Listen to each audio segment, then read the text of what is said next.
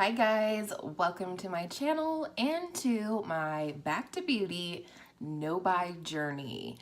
Today's video has been the long-awaited return of Stash or Trash. If you are new to my channel, I had a series last year in 2018 called New Releases, Stash or Trash, where I talked about new releases and whether I was interested in stashing them or trashing them from my wish list forever. This year, Stash or Trash will look just a little bit different because I am on a year-long no-buy. So it is a given I won't be buying any of these products this year. However, I am planning a quarterly video called my 2020 wish list. So I'm going to be checking in with you guys quarterly with my wish list, just so you can see as I go through the year the things that I think I'm going to want to purchase in 2020 when my no buy is over. And so this series is going to be Stash or Trash on my 2020 wish list. So if that's all clear as mud, let's go ahead and get into it. Also, small disclaimer, all of the information that I share with you guys in Stash or Trash is from Trend Mood on Instagram. I will have her linked below in every single video. So know that these pictures and this information is not my own, but it comes from Trend Mood. The very first new release I'd like to talk about today is a new Naked palette coming from Decay. It just says coming soon in 2019. We'll confirm and keep you updated. Looks like there are 3 different pan sizes. First of all, the outside packaging looks very, very luxe. We have some orchids in the background, which I'm a sucker for. I love houseplants, specifically orchids. But if you look at this overall, does anybody else get ABH sultry vibes from this palette? Because I kind of do. Obviously it's not completely dupey, but it's a very similar color story in that there's a lot of cool tones with a few warm tones to make it a little bit more versatile.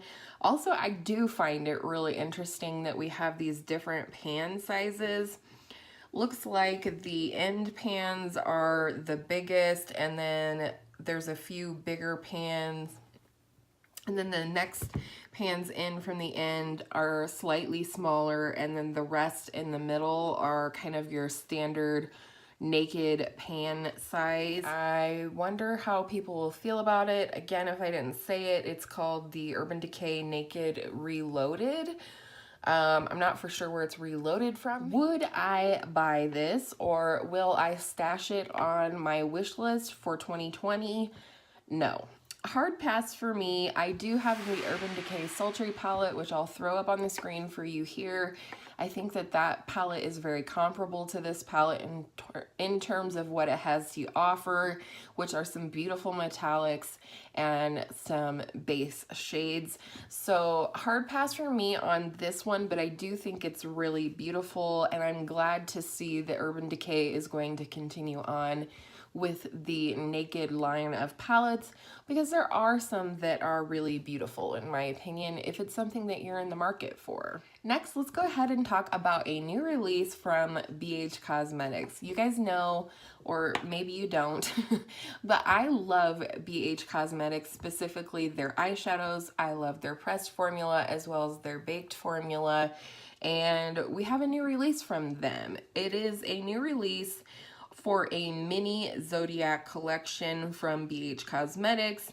It is available now. You can use the code TRENDMOOD 5% off to get a little discount, and we're starting with the sign of Capricorn, which is my sign. It includes 9 shades, which are earth toned mattes, shimmers, and 1 baked shadow in the middle, and it goes for $14.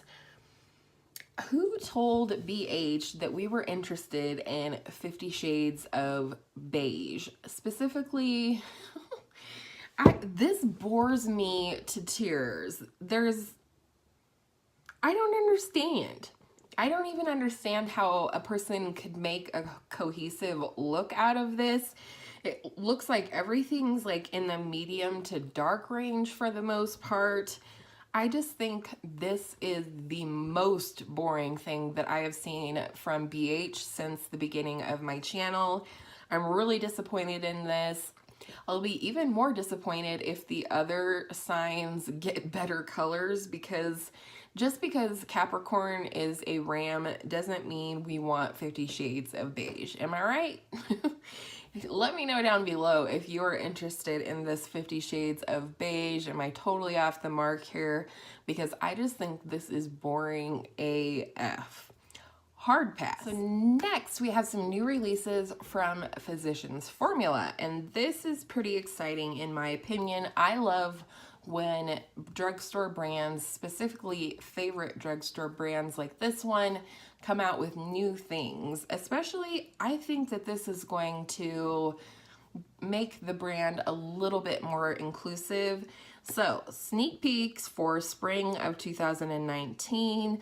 We have some new products from Physicians Formula. It's a sculpting bronzer, 2 new blushes in Copper Cabana and Beachy Peach.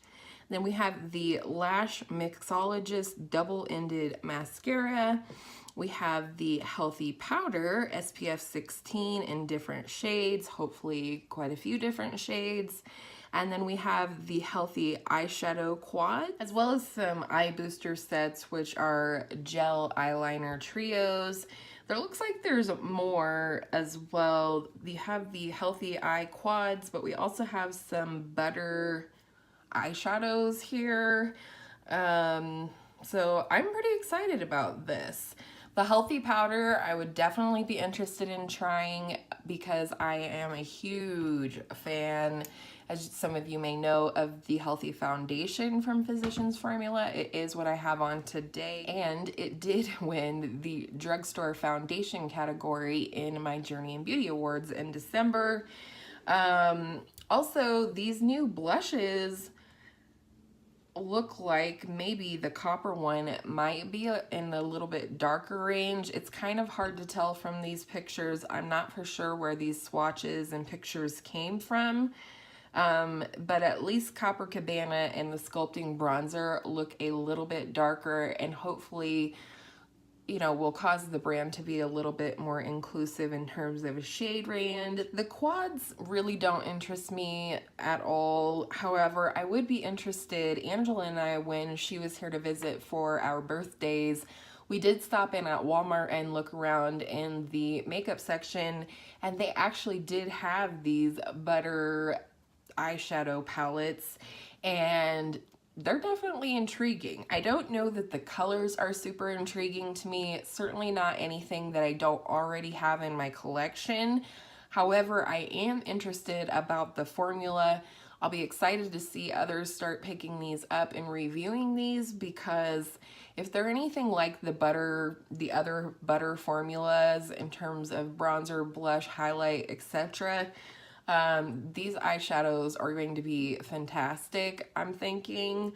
So I'm really excited to see how that goes, and I might just stash that on my wish list for next year. All right, next we have from Alomar Cosmetics a volume 2 eyeshadow palette. I'm gonna put the name on the screen here. I'm still having issues with my pictures disappearing off of my iPhone, so I apologize that I don't have the information in front of me, but I will put it on the screen for you. This is a pretty palette. Again, we've got the 8-pan formula for matte, for shimmer.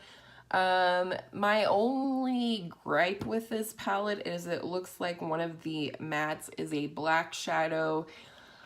I don't feel like that many of us are that into black shadow that we necessarily need to have one in every single palette. Now, if this was your first eyeshadow palette ever, maybe you do want that matte black, I don't know.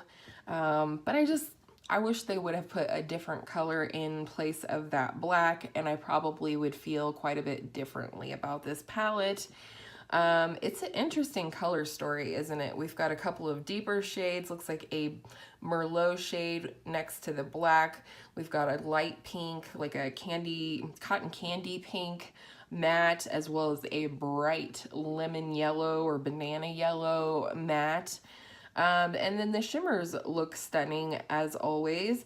Looks like we have a nice silver there, a nice gold, a shimmery purple, and a shimmery lime green. I have the first Alomar palette and I absolutely love it.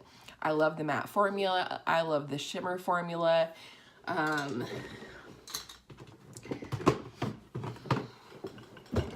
If this palette is like the previous palette that I have here, these two, this champagne shade and the lighter teal, are more of a metallic finish, whereas the deeper teal and this shade up here, which is kind of a greeny gold shade, are more of a glitter formula, and that looks like it could be the case with this palette as well. Overall, I think the color story is very interesting. I like the way that it's put together here. However, I don't personally feel like this is a unique enough to my collection for me to stash it on my wish list. I think we're going to see some beautiful looks come out of this. For me, it just is not unique enough. I'm pretty sure I could dupe it out of my collection, and let me know if you would like to see me do a video on that. And last, we do have a new palette from Viseart. It is a new 12 pan palette. Again, I apologize, I don't have the information in front of me, but again, I will put it on the screen for you. This is beautiful. Looks to be an all shimmer palette. Again, 12 shades. This looks very fresh and very spring-like to me. I am incredibly intrigued by this palette. This is going straight on my wish list for 2020, and we'll continue to see how I feel over the next year, whether it stays on the wish list or whatnot. And the first step to deciding whether it will stay on my wish list will come to you on Saturday.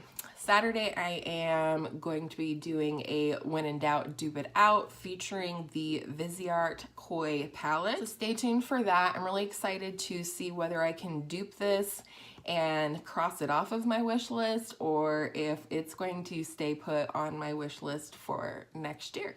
And that is it for this month's Stash or Trash. I hope you really enjoyed the selection of products that I talked about this month.